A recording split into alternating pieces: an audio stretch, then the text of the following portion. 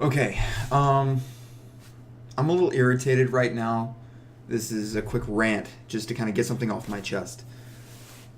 Any of my Facebook friends will kind of already know what this is about. This is related to something I just posted recently.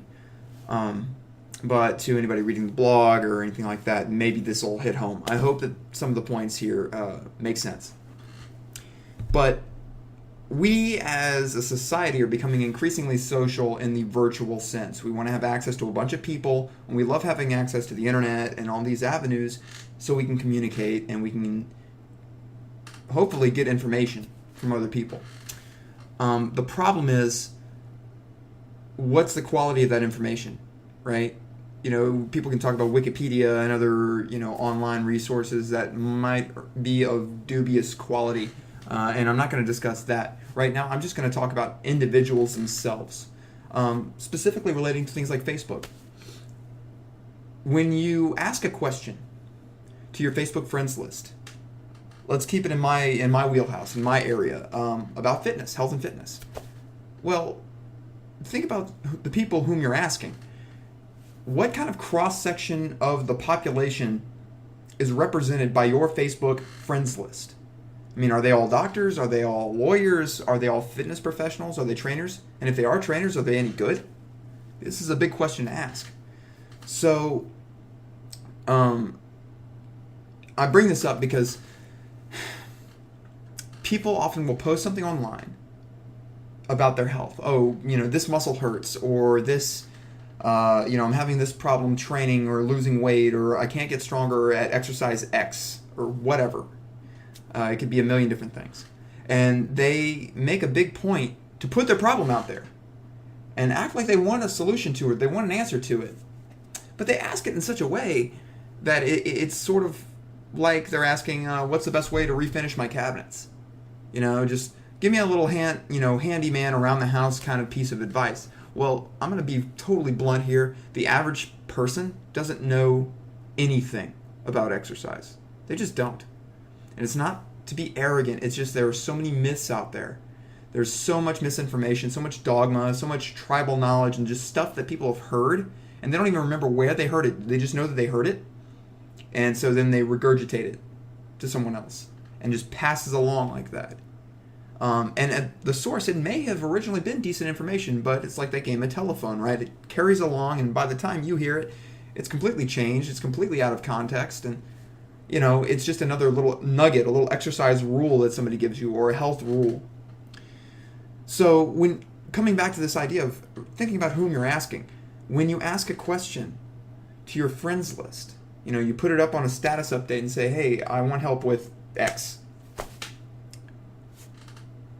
Think about the quality answers you're going to get. If you're asking a bunch of just average Joes, you're going to get a bunch of average Joe answers.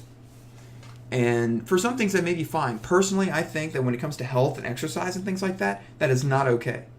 Your health is more important than that.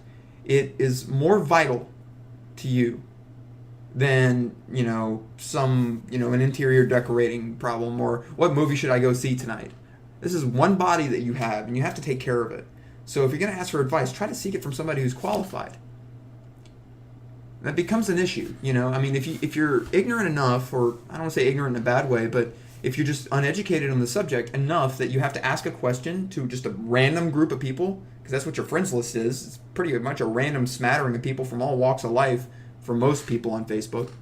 Then, how are you going to know when you get quality information versus not? I mean, sometimes you can tell that a person's more educated than another. Sometimes you can use some common sense.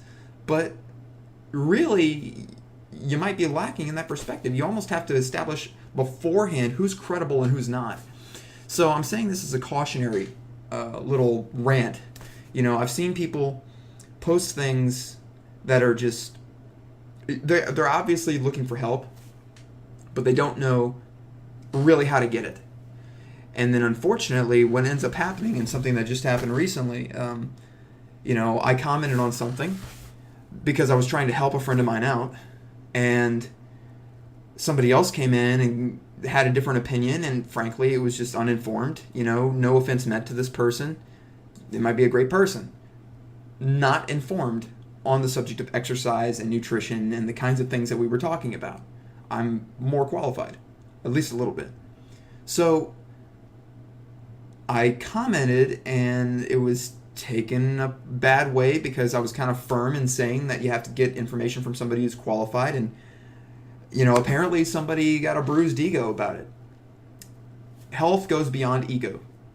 If you're worried about hurting someone's feelings, then you're probably not going to get or give good information.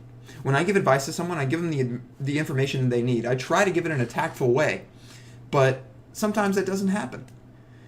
Sometimes, there isn't a way to make it terribly smooth and subtle. I just have to be blunt. So if you ask me for a piece of advice, I'll give you the best advice I can, the best advice that I know how to give.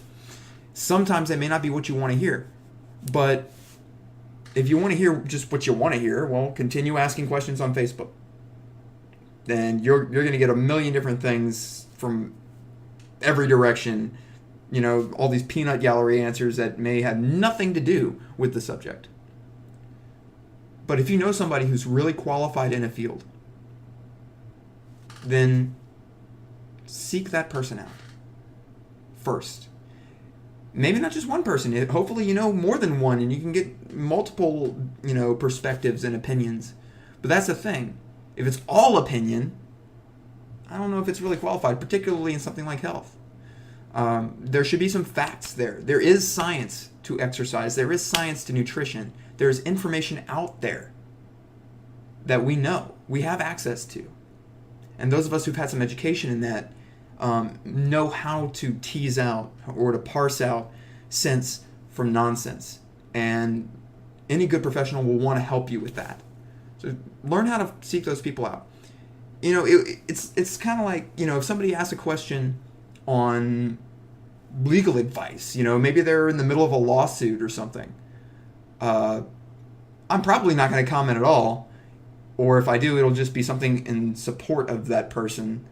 I'm not going to give a person legal advice, or if I do, I'm not going to expect them to give it much heed, because I don't know a whole lot about that. That's not where my education is. My 2.5 years in pre-law that I did like 7, 8 years ago, isn't really, that doesn't qualify me to give somebody legal counsel. If somebody else comes into the thread or into the discussion and they have a law degree, guess what? I'm going to back off and give that person space and let them share their expertise, because they know way more about the subject than I do.